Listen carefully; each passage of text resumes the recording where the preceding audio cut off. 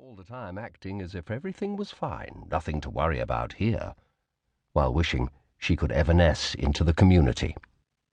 Street corners became hubs of activity. Young lads in particular gathered, armed with dreams of battlefield fame.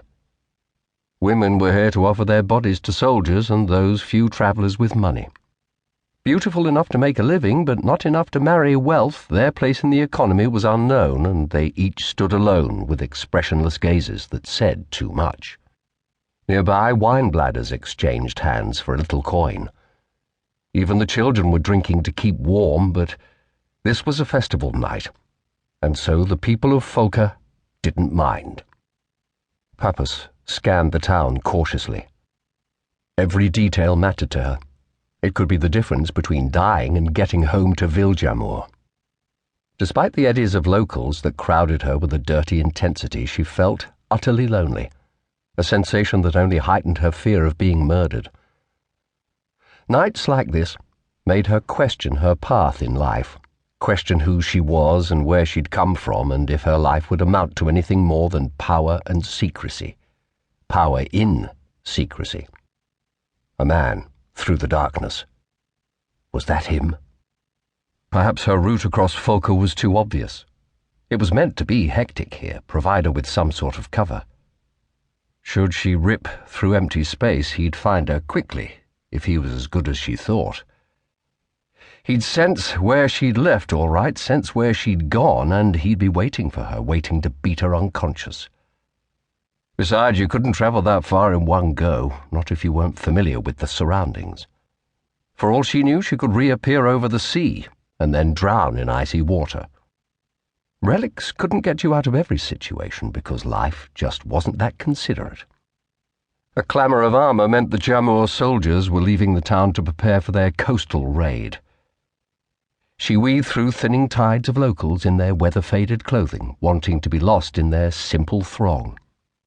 As long as people were around her, she'd be safe. She had a relic to get to Villjamur to show to the rest of the Order. He won't have it, she told herself, a mantra by now, a repetition on the tip of her tongue to convince herself this was more than just a possibility. Down a thin alleyway between two wooden buildings, then under a clothes line out behind the town toward the coast, and all the time glancing behind to see if he was tracking her shadow. In the background could be heard the thunder of the sea. Captain Brind Lathrea of the Jamur 2nd Dragoons squinted through the dark toward the wall of water as it crashed onto the shores of Blortath, way off in the distance. Terns fled the waves, screaming as they scattered uniformly like seeds thrown from a hand. This was no natural phenomenon. A hooded man was crouching in the shallow water a few feet below, a device in his hands which he dipped rhythmically in and out of the sea. Occasionally he closed his eyes, tilted his head toward the night sky as if to perceive the world on some entirely new level. He was a cultist from the Order of Natura, a minor sect, and he specialized in using apparatus that could change aspects of nature. Brind ran a hand through his white hair. With a piece of equipment and a method that the captain could never comprehend, the cultist was throwing freak tides at Blortath so as to weaken their defences before the 2nd and 3rd Dragoons launched their coastal raid before sunup. The mission briefing was simple. Land, assist the forces approaching from the north, slaughter wherever possible. In all the major towns and cities, any Frutan and Deltu prisoners were to be executed.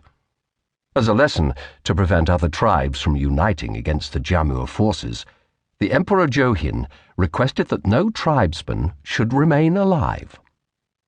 This was an empire island, had been for years. A simple statement, the council would say. No point in rebelling. Don't fuck with imperial strategy. The island of Folka was a different environment to Jokol. Murky sandbanks and sand dunes expanded along the rest of the shoreline. Brind was standing on top of the foremost dune, long reeds clawing at his knees.